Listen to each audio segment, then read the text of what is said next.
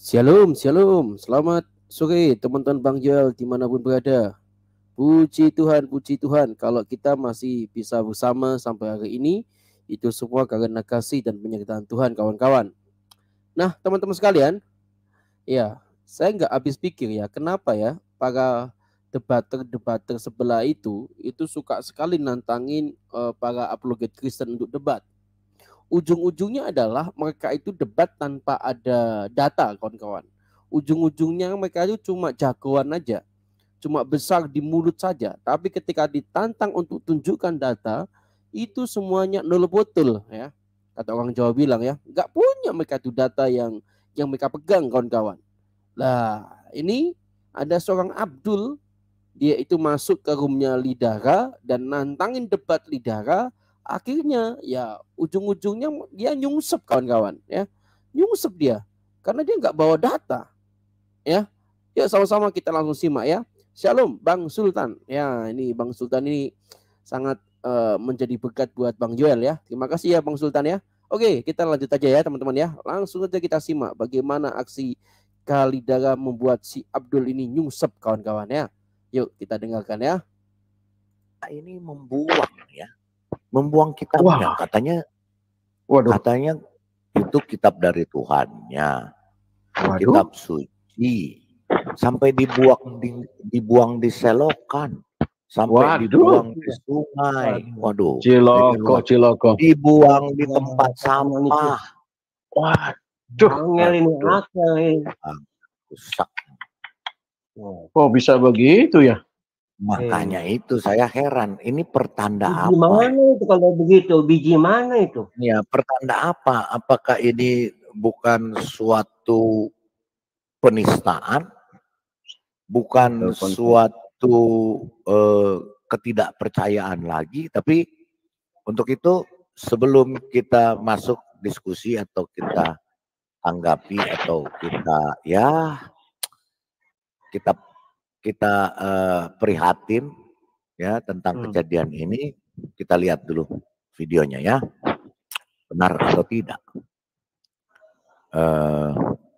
Seperti topik yang akan kita buka ya, benar nggak? Karena apa? Kita nggak boleh berbicara sembarangan. Tanpa bukti, nggak boleh. Mesti data yang valid. Harus dengan data-data yang valid. Ya, tidak boleh sembarangan ngomong. Seperti channel-channel sampah. Kalau mereka kan berbicara tuh dengan dengan tanpa data, tanpa bukti. Hanya sesuai dengan congor mereka ya, muncung mereka. Oke, kita lihat dulu berita yang satu ini. A video was released on several social media networks showing the desecration of the Quran in the city of Khaybar, some 160 kilometers to the north of Medina. Social media users have condemned the incident and called for bringing those behind it to justice. According to RT Arabic, the Saudi Ministry of Islamic Affairs has also slammed the incident and vowed to pursue the issue and punish the perpetrators. In recent years, there have been numerous cases of disregard for the sanctity of the Holy Quran in Saudi Arabia. They ranged from discarding Qurans and drainage systems to desecration of Quran by prison guards. In 2017, a large number of copies of the Holy Quran were found discarded and the street drainage system in one of the district of Taif. In 2014, a Saudi citizen found torn copies of Islam's holy book in garbage cans, again in the same city. In 2013, Quran copies were found in the sewage system in Taif. Later that year, insulting the holy book by prison officials in the higher province led to protests in different parts of the country. Iya, jadi berita ini memang terjadi tahun 2014, tahun 2013 terjadinya. Ya. Nah, tetapi ini masih banyak menjadi sorotan, menjadi pembicaraan sampai sekarang, menjadi pertanyaan kenapa bisa terjadi seperti itu di tempatnya sendiri.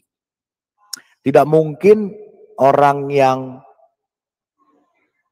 berbeda atau di luar Islam yang melakukan ini, ya, sangat-sangat tidak mungkin dengan yang buku atau kitab yang sebanyak itu harus dibuang, ya. Jadi memang ini ya, memang terus terang kejadian ini itu sudah terjadi beberapa tahun lalu, ya. Tapi masih sangat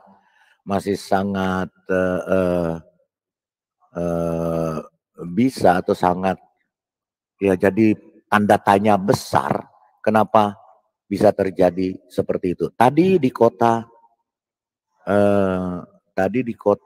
Taif ya.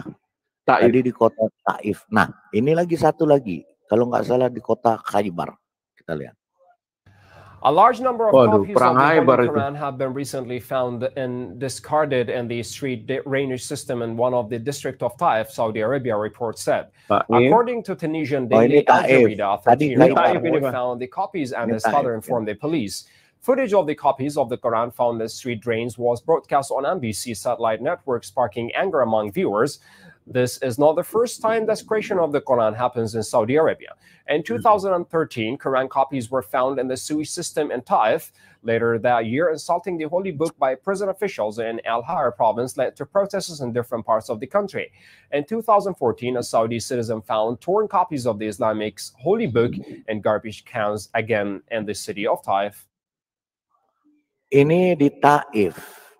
Tadi di Khaybar kalau tidak salah. A video was released on several issue media networks showing the desecration of the Quran in the city of Khaybar, some 160 kilometers to the north of Medina. Social media users have condemned the incident and called for bringing those behind it to justice. According to RT Arabic, the Saudi Ministry of Islamic Affairs has also slammed the incident and vowed to pursue the issue and punish the perpetrators. In recent years, there have been numerous cases of disregard for the sanctity of the Holy Quran in Saudi Arabia. They ranged from discarding Qurans and drainage systems to Kalau ini masih dibuang di tempat sampah mungkin ya, karena masih bagus ya.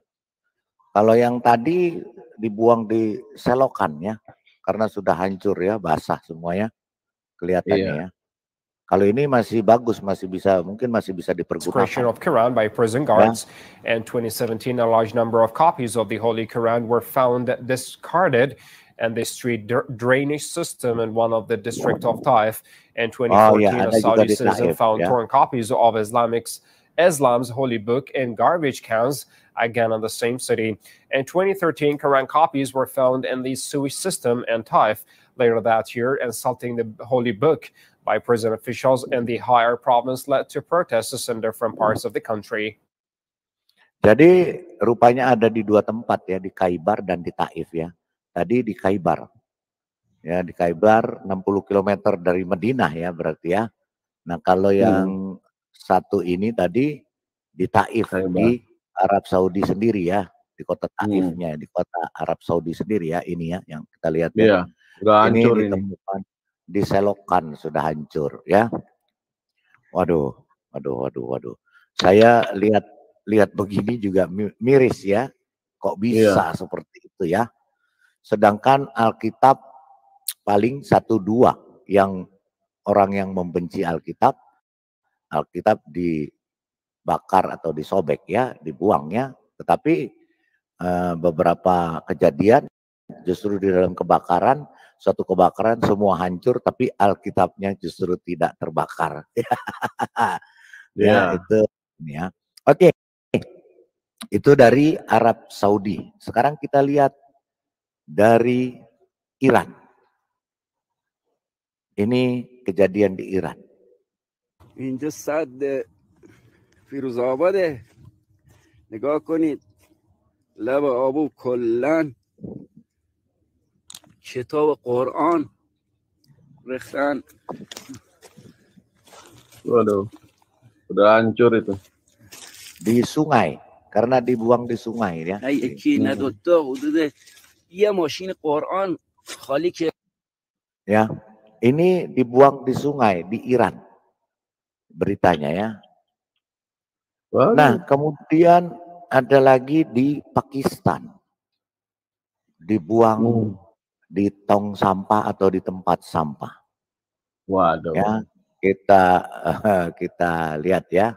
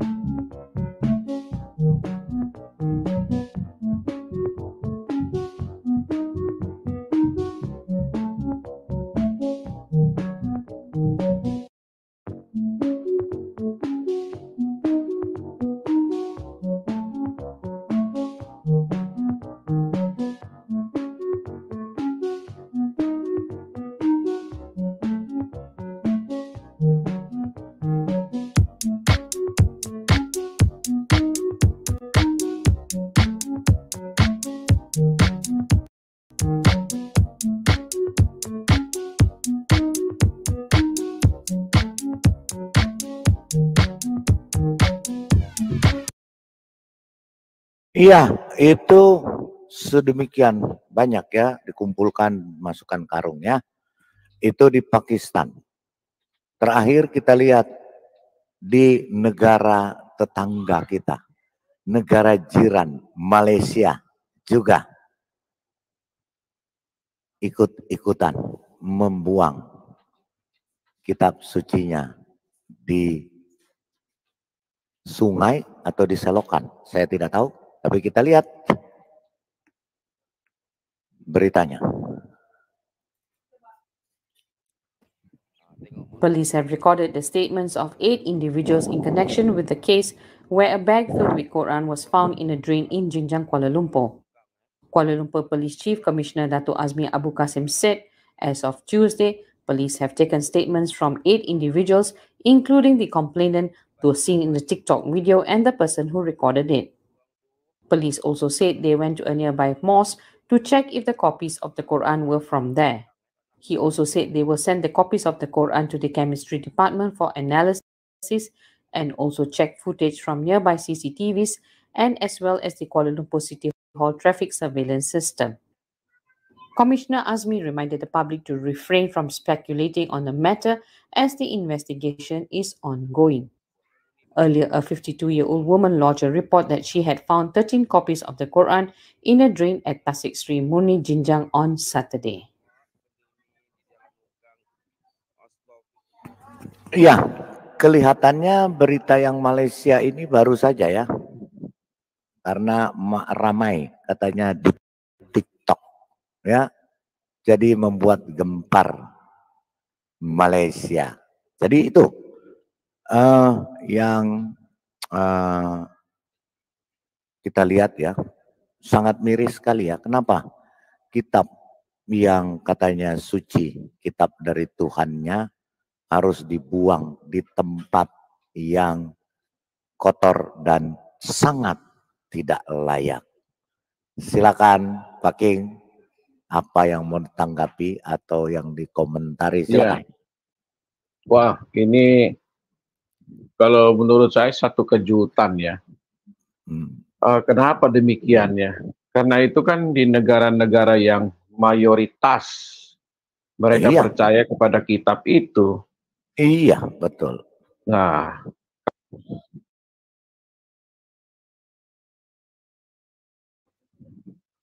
oke, itu menurut saya orang-orang itu sudah berpindah kepercayaan atau sudah jadi agnostik ya. Karena jelas kan buku itu mereka junjung tinggi. Mereka sangat sakralkan kitab itu. Ya, tapi bahkan tidak boleh diletakkan di bawah perut.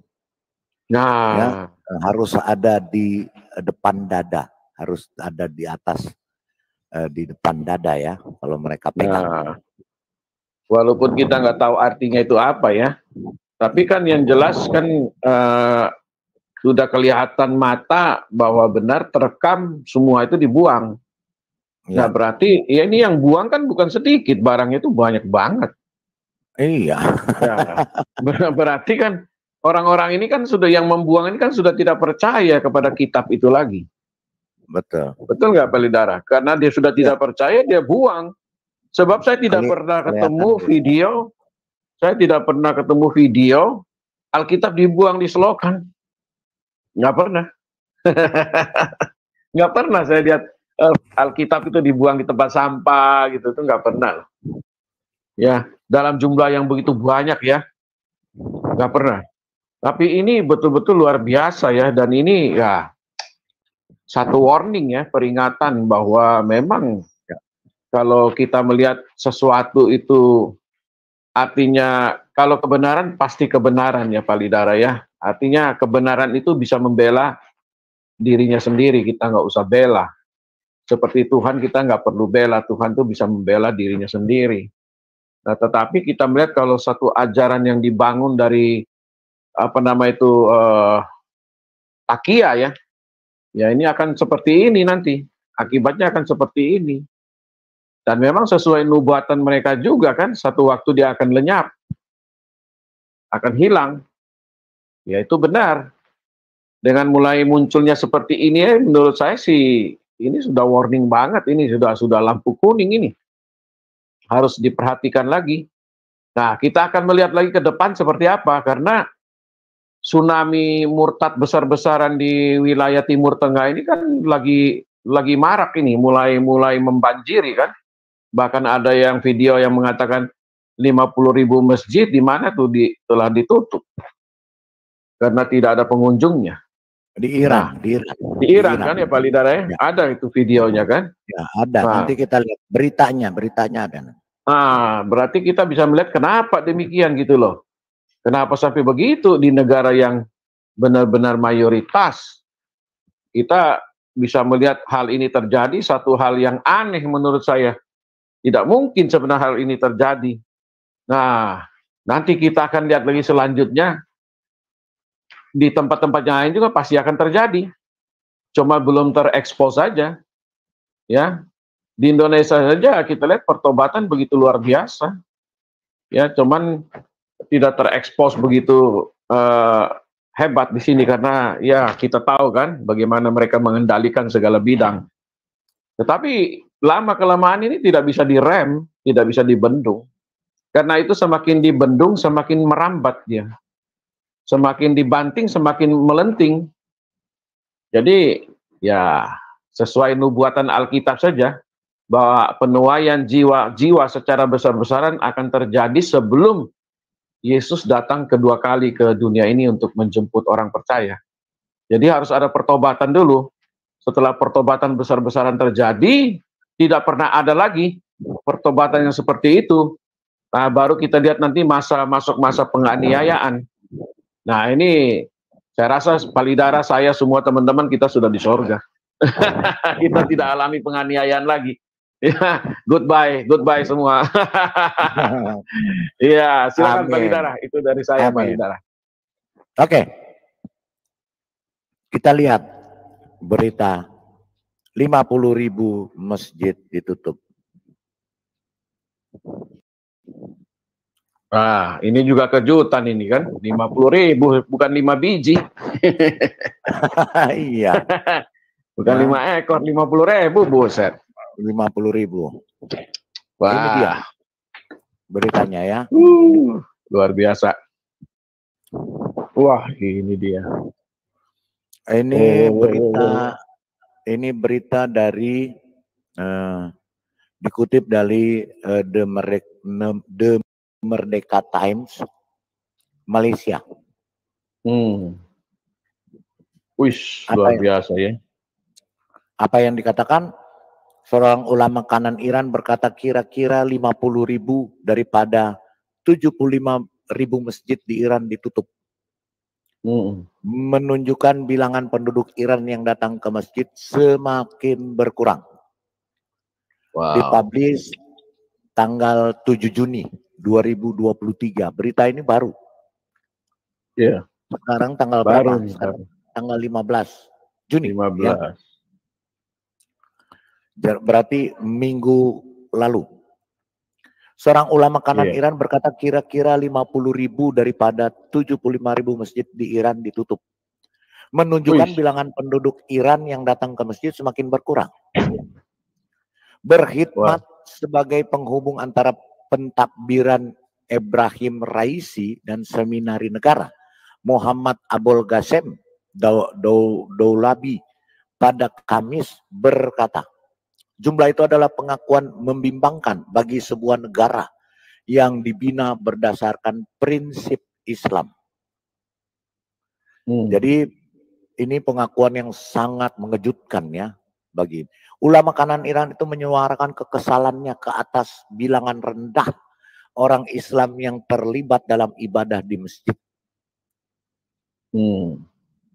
Ya, ini ceritanya. Menurut laporan Iran Internasional, Abul Qasim menyuarakan kekesalannya ke atas bilangan rendah orang Islam yang terlibat dalam ibadah. Nah, ini dia. Dia sedang menyampaikan kekesalannya kepada orang-orang. Ya, kepada ya, ini Muhammad Abdul Qasim Dolabi, menyampaikan kekesalannya kepada masyarakat. Kenapa kalian kok nggak mau ke masjid? Makanya masjid ditutup 50.000 ya. Abdul Qasim yang juga ahli perhimpunan pakar bagi badan perundingan yang diberi kuasa melantik pemimpin tertinggi berkata, keputusan agama di Iran menyebabkan orang ramai meninggalkan agama. Tuh. Keputusan agama di Iran. Apa keputusannya kita nggak tahu. Iya. Menekankan kelemahan keagamaan dalam kalangan masyarakat dan seterusnya melemahkan legitimasi kerajaan. Memerintah dengan diktator agama. Nah, karena diktator agama kan orang jadi. Iya, betul. Muak orang jadi tuh. Muak. Ya, kalau ditekan, kalau dipersekusi, kalau ditekan, dipaksakan untuk beragama. Mereka berontak. Jenuh jadi. Jenuh ya. Beliau berkata apabila orang melihat kepada output agama, mereka memutuskan untuk masuk agama atau keluar agama. Nah, apabila melihat apa yang dihasilkan, apa yang dihasilkan buah-buah daripada agama itu, baik atau tidak agama itu menghasilkan suatu perbuatan, maka mereka memutuskan untuk masuk ke agama itu atau keluar. Justru banyak yang keluar. Iya. Ia juga dengan sebab penghinaan orang atas nama agama. Nah, ini dia pemicunya. Iya, di Indonesia kan dilakukan seperti ini. Persis. Sama. Pemalsuan konsep dan ajaran agama. Betul sekali. Dan merampas kehidupan yang sepatutnya serta mewujudkan kemiskinan atas nama agama. Betul. Beliau membuat kenyataan ini ketika semakin ramai rakyat Iran dari semua pengikut umur semakin bosan dengan justifikasi negara itu terhadap Islam. Perkara itu juga dianggap sebagai asas pemerintah diktator Iran yang kejam. Dicerminkan protes ganas sejak September lalu berikutan kematian dalam tahanan Mahsa Amini.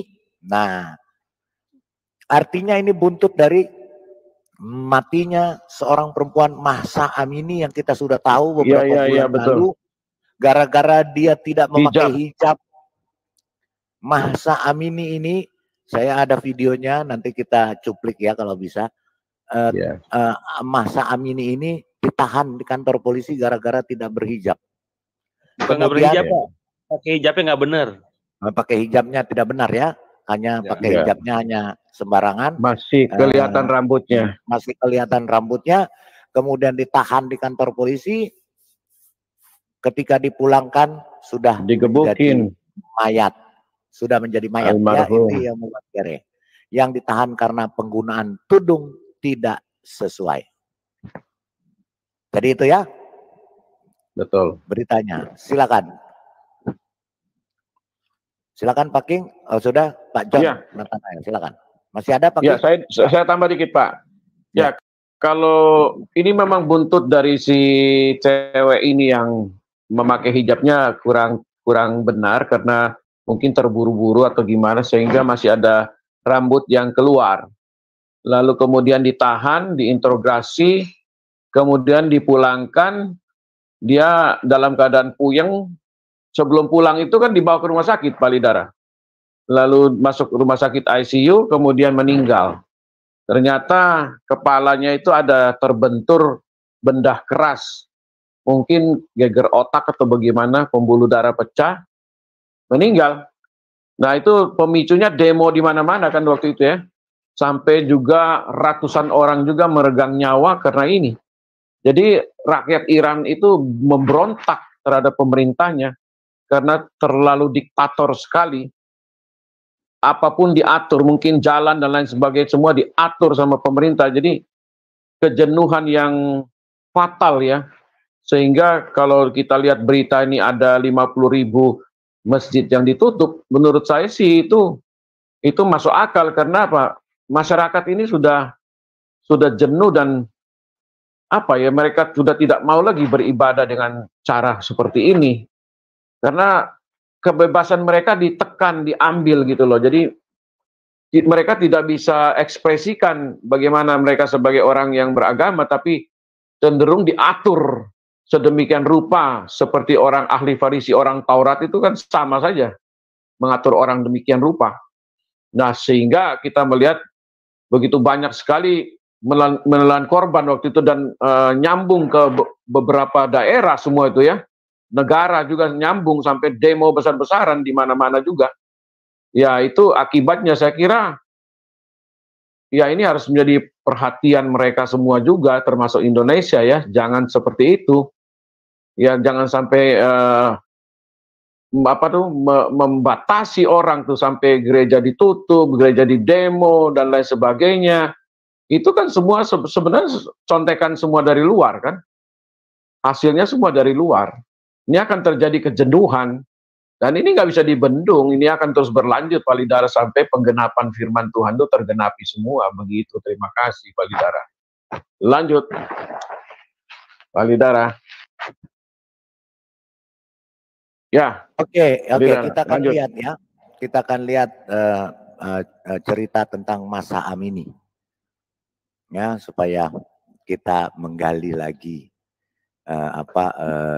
jangan dibilang hoax ya. Iya, ingatan kita ya. Police have recorded the statements of 8 individuals in connection with the case where a bag. Bukan ini ya. Oke. Kita akan lihat.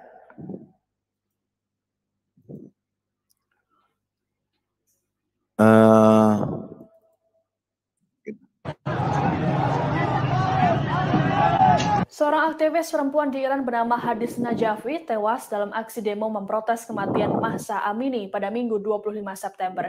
Hadis Najafi dilaporkan diberondong tembakan gara-gara tidak mengenakan jilbab saat aksi demo.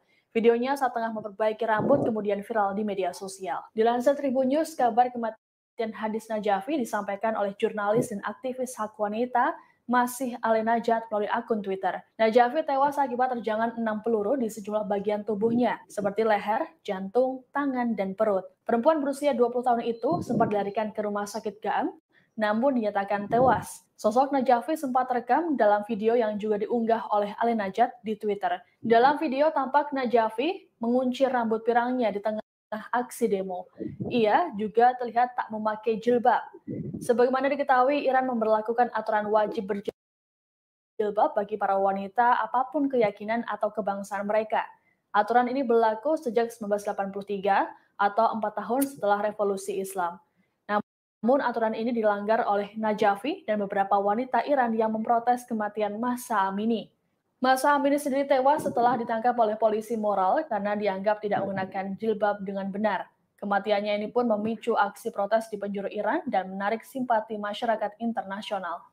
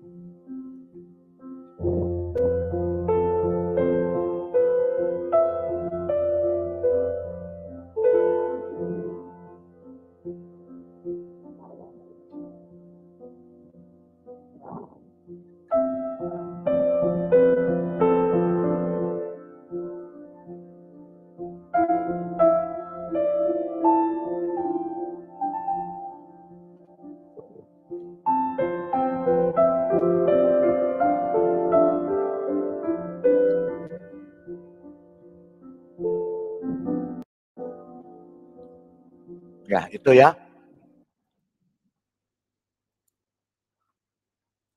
Bahkan sudah, kalau tidak salah, sudah memakan korban tewas akibat demo tersebut sekitar 100 orang lebih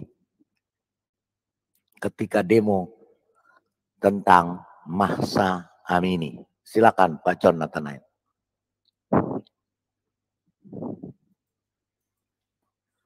Pak John Nathanael lagi makannya di rumahnya sendiri. Silakan Pak Lemerian Rockstar. Oke Pak Lidara, salam semua. Selamat siang, sore, menjelang sore. Ya, saya mau menanggapi ini Pak. Pertama yang tentang ditemukannya Al-Quran di Arab Saudi.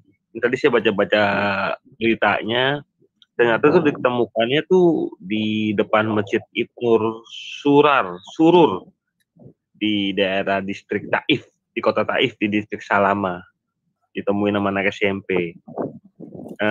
Yang ditemukan tuh sekitar 50 mushaf. Sedangkan di Malaysia itu di Taman Sri Murni, Jinjang,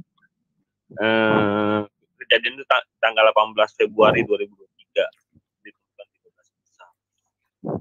Nah, pertanyaan saya ini jadi bertanya, ini fenomena apa sebenarnya yang terjadi kan gitu Pak? Karena kalau dibilang karena rusak terus dibuang tidak mungkin juga, karena kan mereka tahu bahwa untuk memusnahkan Al-Quran itu ada aturannya, bukan sembarangan, kan gitu Pak.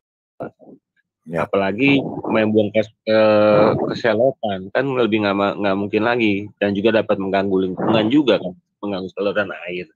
Ya entahlah ini ada fenomena apa di sana, gitu kan. Lalu untuk yang tentang fenomena penutupan masjid, ya menurut saya itu karena faktor pengekangan atas nama agama yang dilakukan oleh negara, termasuk karena aturan itu bisa tadi kan ada kata-kata mewujudkan kemiskinan, membuat negara rakyatnya miskin. Nah, faktor utamanya tuh kalau dibilang faktor utamanya adalah rasa jenuh saya pikir ya, karena pengekangan selama ini dilakukan, dan akhirnya mereka memanfaatkan momen dari Amini itu sebagai pelopor untuk gerakan reformasi di Iran, Pak. Gitu sih kalau menurut saya, Pak. Jadi mereka jenuh sebenarnya karena ya itu, selama ini dikekang dengan aturan-aturan. Gitu, Pak. Silakan lanjut. Iya. Silakan, Pak John. Iya, saya dengar Pak Idara. Halo. Kedengaran. Iya. Jadi menurut saya sih mereka itu udah mungkin apa yang seperti dikatakan tadi Miriam Rosna. Mereka yang sudah jenuh dengan aturan-aturan yang nggak masuk akal, dan juga hal-hal yang benar-benar di luar daripada aturan yang sehat dalam pikiran ya. Harusnya agama bisa ada tempat penaungan untuk orang, tapi justru dari ajaran sana sih bisa saling membenci, saling membantai. Itu kan orang kan lama-lama akan berpikir juga. Jadi kalau yang masih pikiran bening ya, masih sehat pikirannya, dia akan berpikir juga bagaimana di sana tidak ada rasa penghormatan ya, khususnya untuk wanita-wanita ya, lebih parah lagi di sana itu ya. Jadi saya pikir itu memang ada rasa jenuh juga dari orang-orang itu. Mereka tidak menemukan sesuatu yang mereka harapkan di dalam keyakinan itu, sehingga ya itulah akibatnya itu. Ya. Lanjut Pak.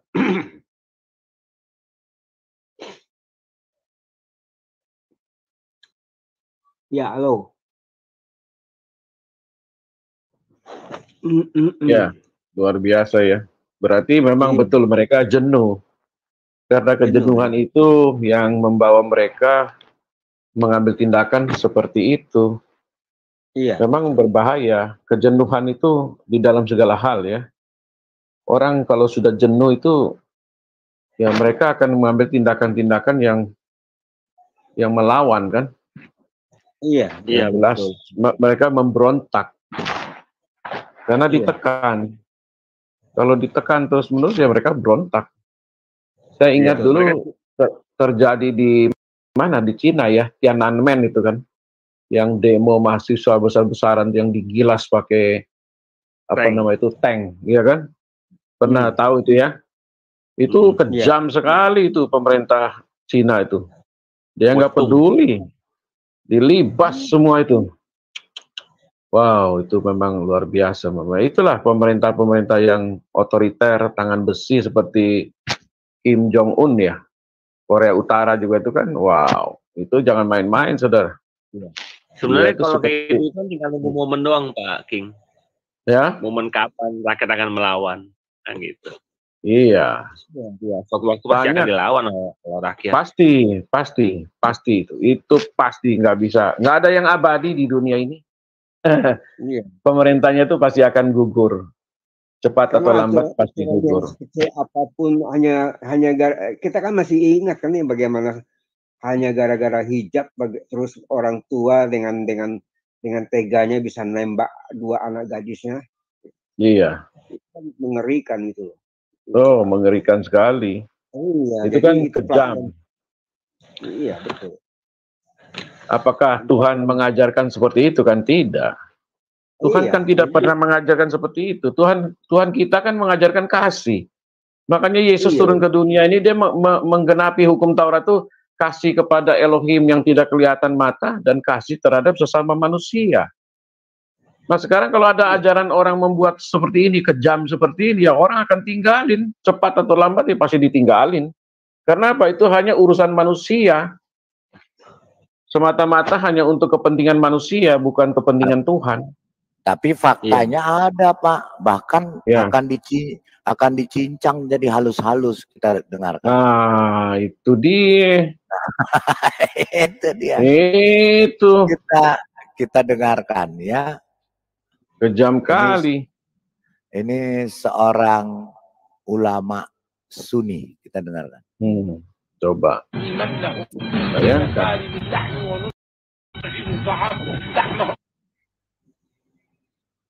Kita dengarkan. Coba. Oh, akan kami cincang mereka dan kami umpankan kepada anjing. Wush, kejam kali si Alawi ini.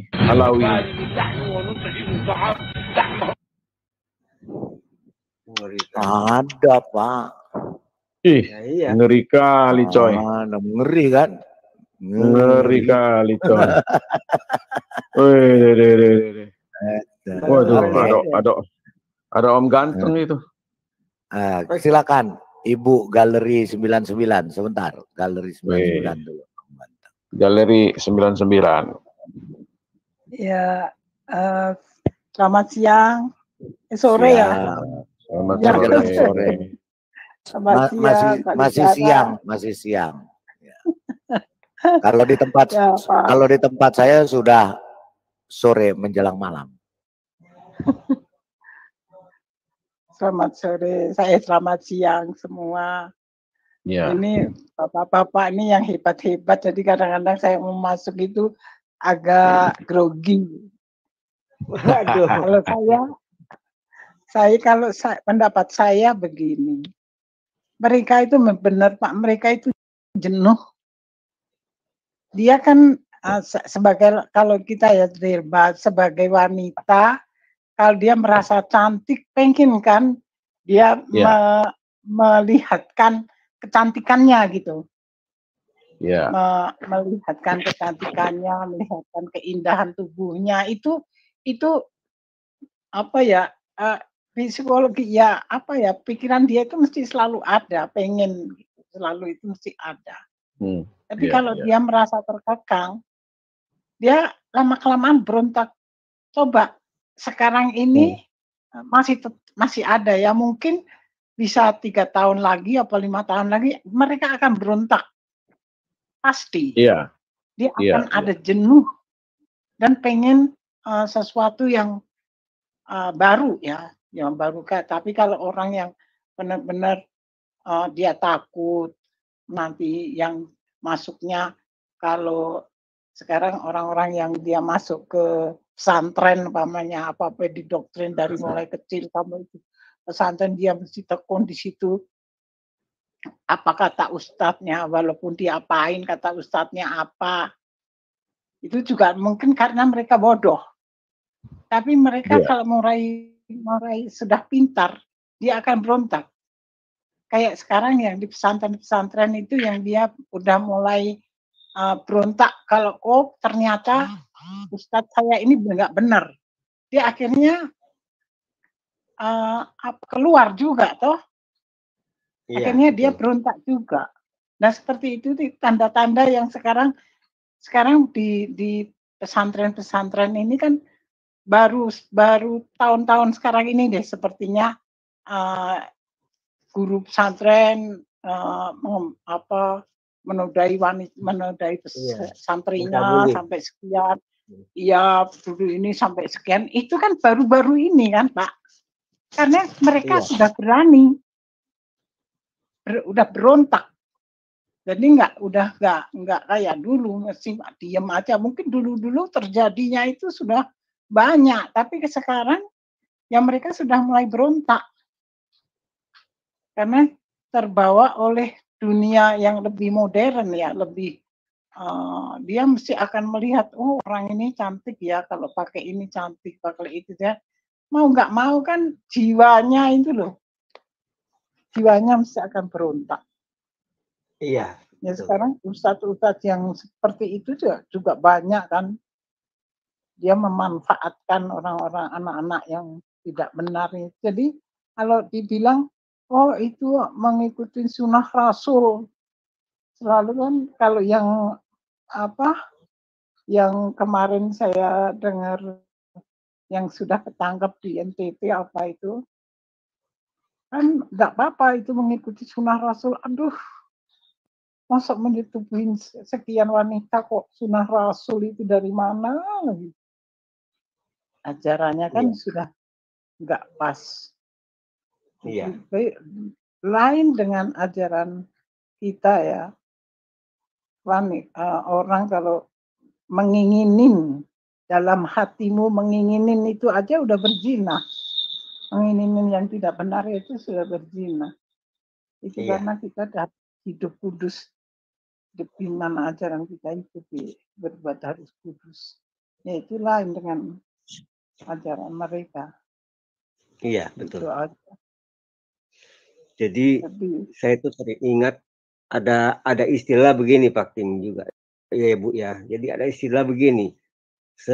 Sesabar-sabarnya kalau semut aja ditindas terus dia akan melawan gitu kan. Istilahnya begitu.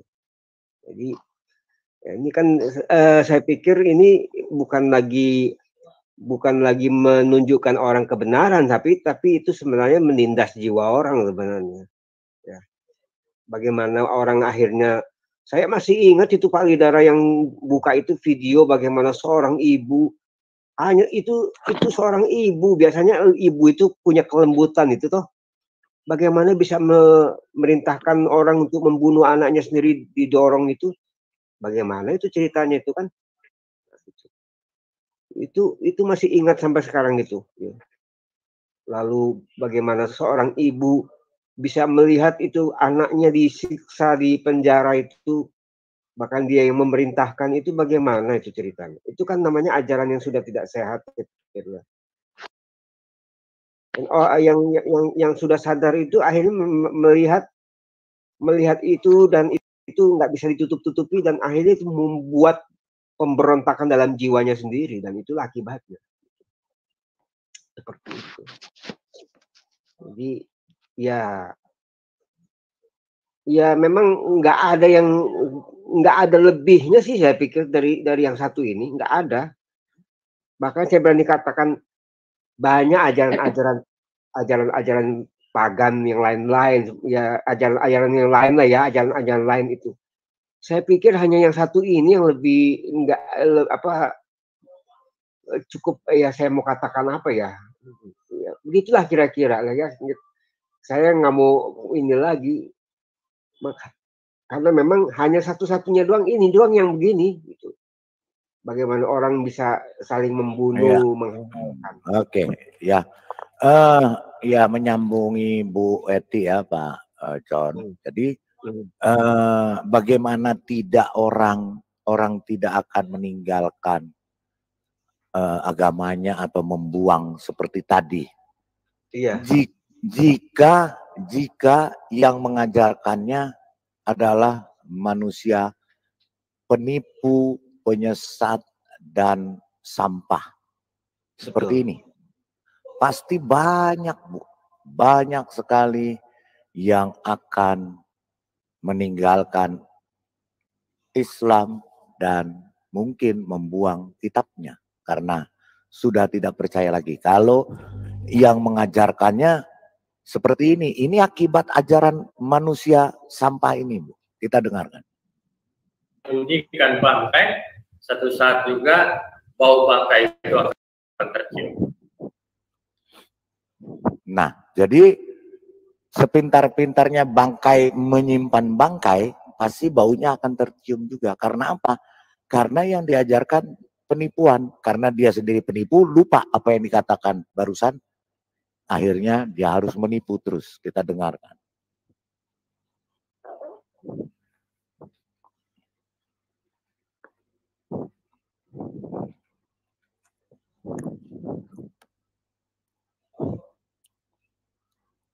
Memang mu'alaf ini nakal gitu loh. nakal. Bandel. Penipuan, pembohongan, dan pembodohan publik apa? Apabila seseorang mengatakan bahwa Injil, kata Injil dalam Quran, itu ngambil Evangelion. Tuh. Jadi, penipu ini sedang mengajarkan menipu apabila seseorang mengatakan Injil artinya adalah dari kata Yunani Evangelion. Sekali lagi, jika ada orang atau manusia yang mengatakan bahwa Injil adalah artinya dari Evangelion, artinya dia penipu tadi. Penipu, pembohong, menyebarkan kabar bohong, hoax, dan segala macam. Kita dengarkan. Ada orang yang bilang, poin nomor 1. Saya tulis. Poin nomor 1. Apa itu? Penistaan, penipuan, pembohongan, dan pembodohan publik. Penistaan, penipuan, pembodohan, dan kebohongan publik. Jika ada orang yang mengatakan Injil itu berasal dari kata Evangelion. Kita dengarkan lagi. Itu apa? Sekali lagi. Penistaan, penipuan, pembohongan, dan pembodohan publik apa? Sekali lagi. Mau orang Islam ke, mau orang Kristen, orang apa. Tapi kalau dia berani bilang, kata Injil dalam Al-Quran, itu mengambil dari kata Evangelion, dari Bible, itu orang yang melakukan penistaan, penipuan, pembohongan, dan pembodohan publik. Sekali lagi. Kalau ada orang, mau Islam, Kristen, agama apapun, saya nggak peduli. Dia melakukan penistaan, penipuan, pembohongan, dan pembodohan publik. Kalau dia bilang, kata Injil dalam Al-Quran itu menjiplak Evangelion. Itu orangnya. Penistaan, penipuan, pembohongan, dan pembodohan publik. Cari aja yang suka ngomong gitu. Cari aja. Siapa ya? Aku penasaran. Itu 4 pasal kena itu orang. Day 2, day 3, day 4. A few moments later. Perhatikan baik-baik. Injil, Evangelion, kabar baik, kabar sukacita yang diturunkan oleh Allah Subhanahu wa taala kepada Isa bin Maryam. Injil, udah ya, ngerti ya? Injil. Pertanyaannya Injilnya kemana? Cari aja. Itu 4 pasal kena itu orang. Day 2, day 3, day 4. A few moments later. Perhatikan baik-baik. Injil, Evangelion, kabar baik, kabar sukacita yang diturunkan oleh Allah Subhanahu wa taala kepada Isa bin Maryam. Injil, udah ya, ngerti ya? Injil. Pertanyaannya Injilnya kemana? Ditanya oleh para pendeta. Injilnya kemana? Tanya sama gereja yang mengumpulkan catatan itu. Day 2, day 3, day 4. A few moments later. Injil bukan gospel, Injil bukan biblos, bukan. Injil. Gitu. Dari kata Evangelion, Injil bukan gospel, Injil bukan biblos, bukan. Injil. Gitu.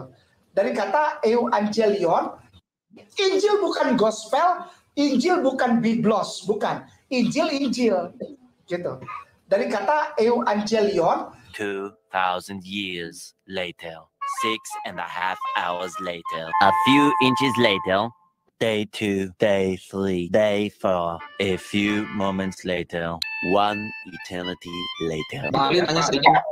Ya, nanya sedikit Pak. Kalau yang tadi Pak Ali sebutkan bahasa Koptik, Injil, dengan bahasa Yunani yang Evangelion, itu duluan mana Pak? Yang Koptik mengadopsi Evangelion atau Evangelion mengadopsi Injil Pak? Yang jelas kalau bahasa Semitik ya, kalau bahasa Amharik itu masuk kategori bahasa Semitik. Bahasa Semitik itu cirinya bisa dicari akar kata. Bisa dicari akar katanya. Misalnya kalau bahasa Arab itu ada contoh kata masjid. Akar katanya dari 3 huruf sajadah. Sin, jim, dal. Sajadah. Menjadi masjid.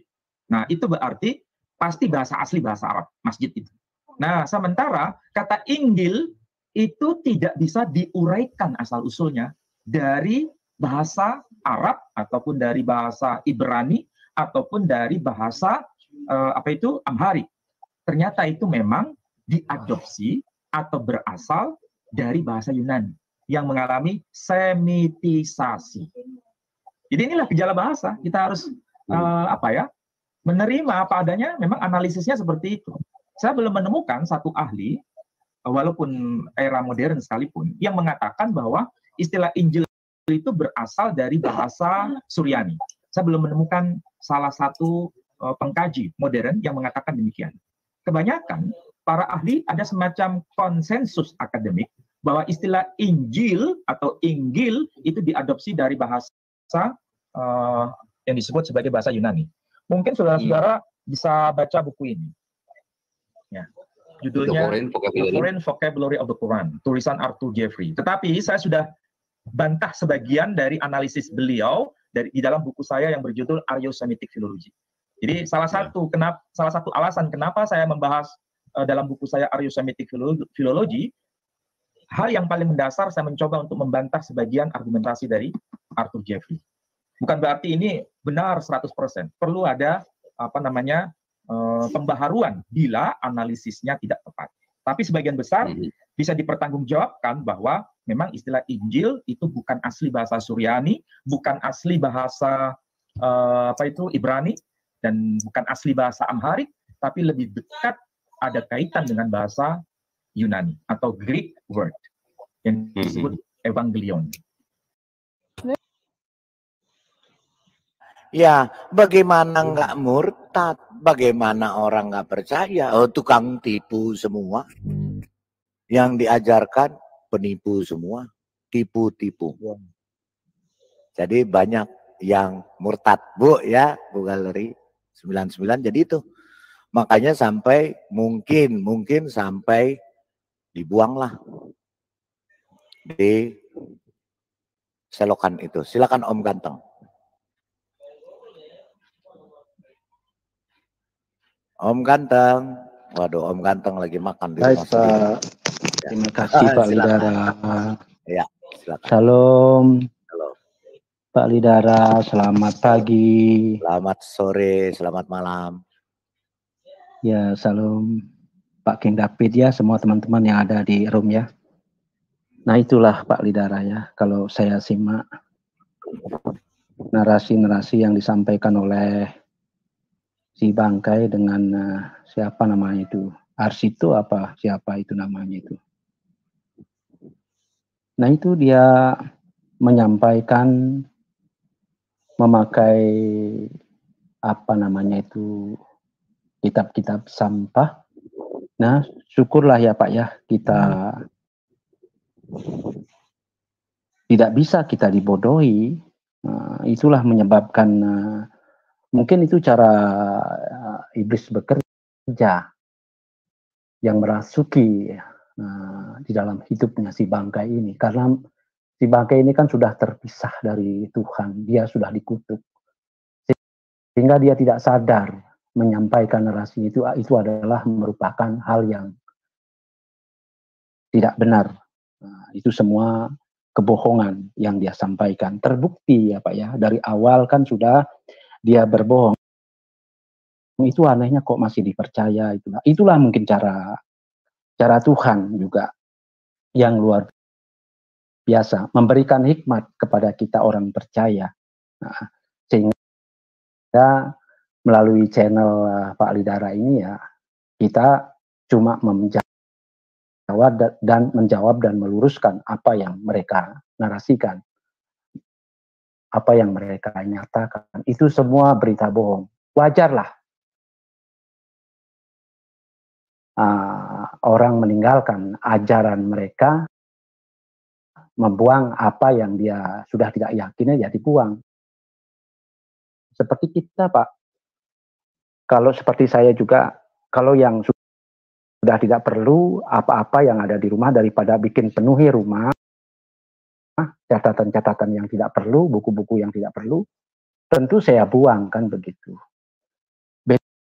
Beda dengan firman Tuhan kan, Alkitab.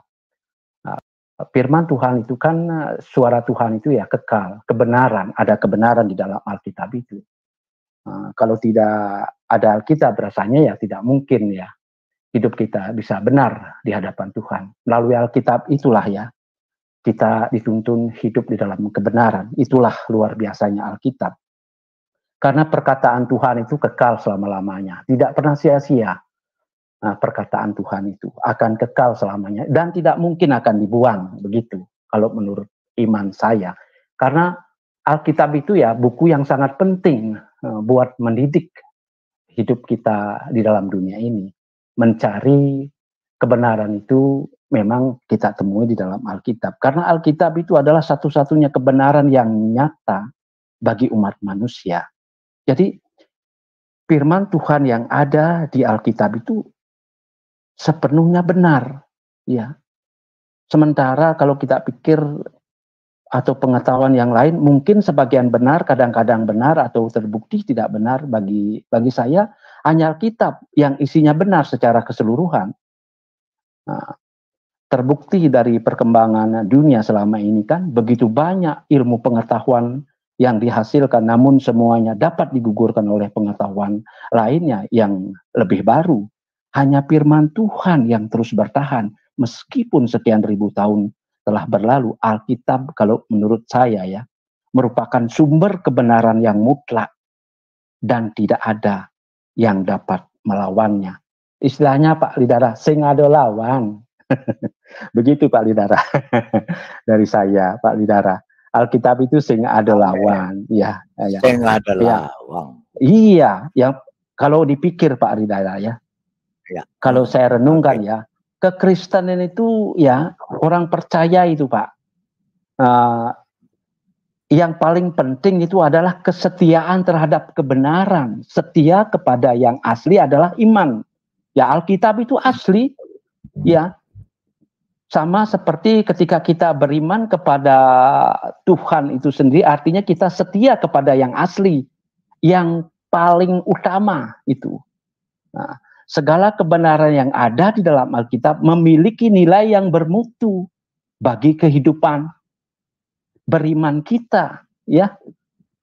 Namun bagi orang yang tidak mengerti dan tidak beriman, mereka dengan sembarangan Pak menafsirkan firman Tuhan itu dan menyelewengkannya. Ya itu contohnya seperti si bangkai itu Pak, dengan Rasito itu, dengan otaknya sendiri dia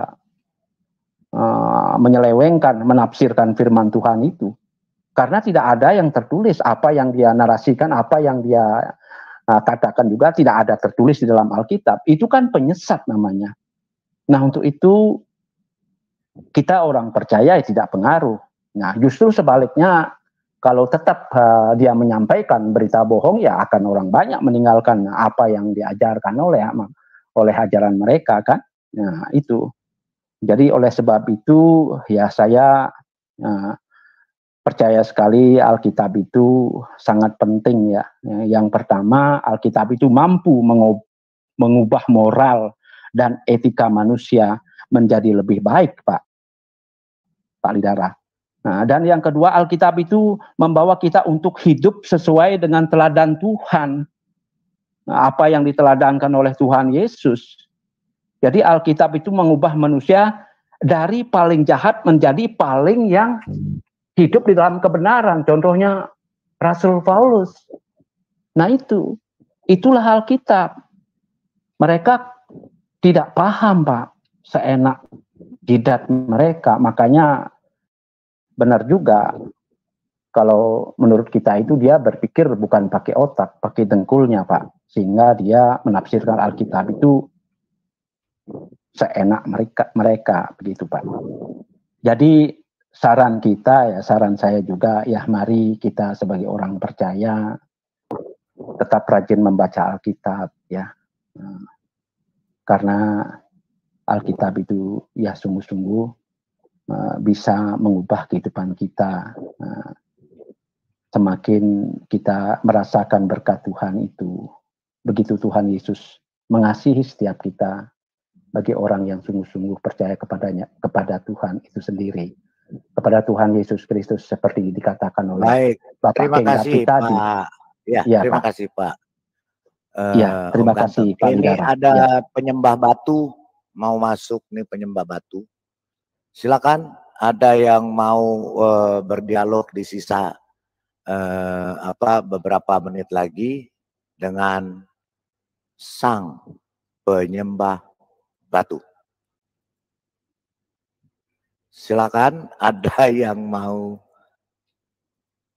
berdiskusi dengan sang penyembah batu, silakan. Sambut dulu dong Pak, dengan tepuk tangan Pak. Silakan penyembah batu. Apa yang mau disampaikan penyembah batu? Ayo penyembah batu. Penyembah batu itu siapa Pak? Itu nggak tahu, ini penyembah batu, ada orang penyembah batu Bu, masuk. Jackson. Ya, oke, Jackson. Ayo penyembah batu, silakan. Yesus batu penjuru kan? Siapa yang menyembah batu? Iya, itu batu penjuru tapi tidak disembah seperti penyembah batu. Oh iya, Yesus bukan Tuhan dong. Iya, bukan, karena Yesus manusia. Karena Yesus manusia. Oke, silakan penyembah batu, apa yang mau disampaikan? Apa yang mau disampaikan tentang sembahanmu? Yang penyembah batu iya, itu, silakan. Oke. Silakan. Begini. Jangan dipotong ya. Oke, bagus. Ya. Bahas Tuhan saya. Tuhan saya itu untuk batu, mengampuni. Kan? Aduh, sebentar dulu lah, jangan dipotong. Iya, karena kenapa kamu bilang tulisnya penyembah batu? Kamu kan mengakui penyembah batu.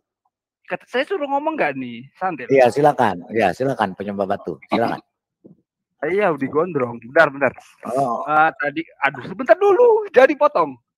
Pak Lidara. Iya, silakan. Bicara. Dari ngoceh aja ini orang. Ribet dia. Ribet sekali. Apa yang mau disampaikan dengan gini penyembah batu? Apa yang mau disampaikan dengan topik ini? Kenapa Quran itu dibuang di tempat sampah dan selokan? Gitu. Silakan. Enggak, ini yang mana yang mau saya tadi suruh saya mengenai Tuhan saya. Iya, enggak. Saya iya. Apa yang mau kamu sampaikan tentang topik ini, wahai penyembah batu, gitu loh. Nanti saya ke sana. Enggak, tadi kan karena udah mau tutup. Silakan tanggapanmu tentang nanti saya ke sana. Dibuang di selokan. Enggak, waktunya udah mau habis. Waktunya sudah mau tutup. Saya mau tutup sekarang aja. 2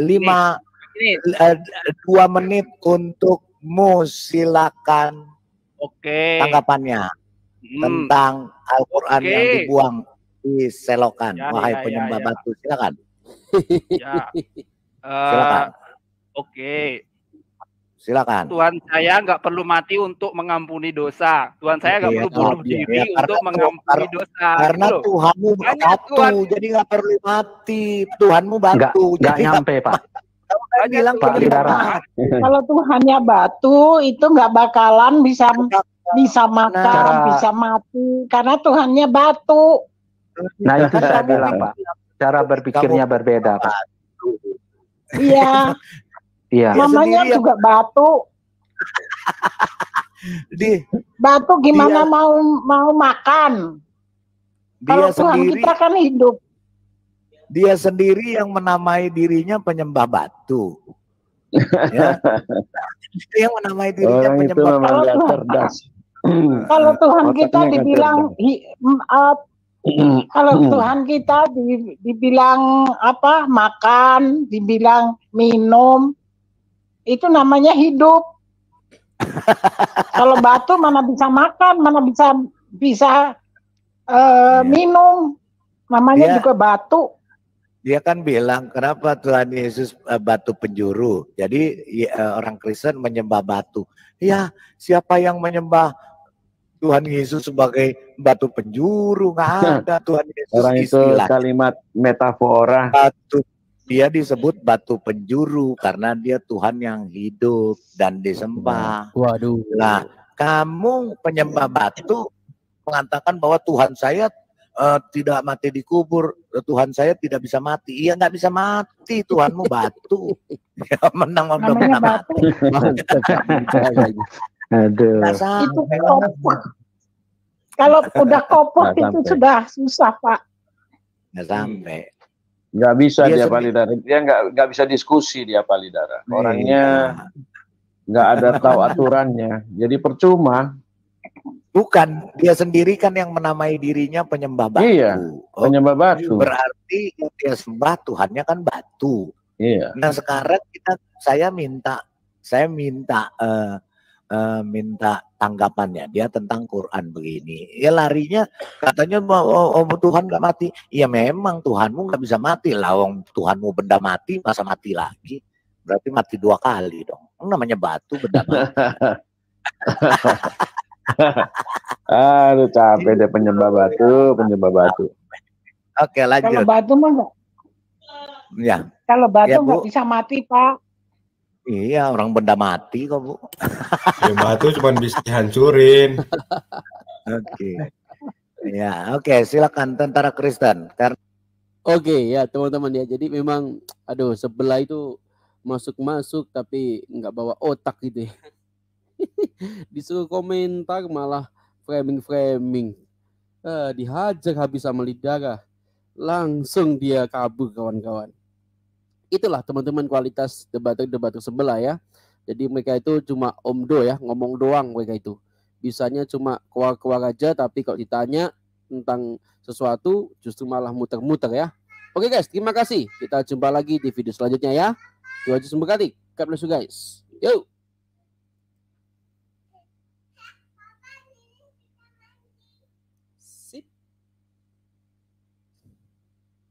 Okay.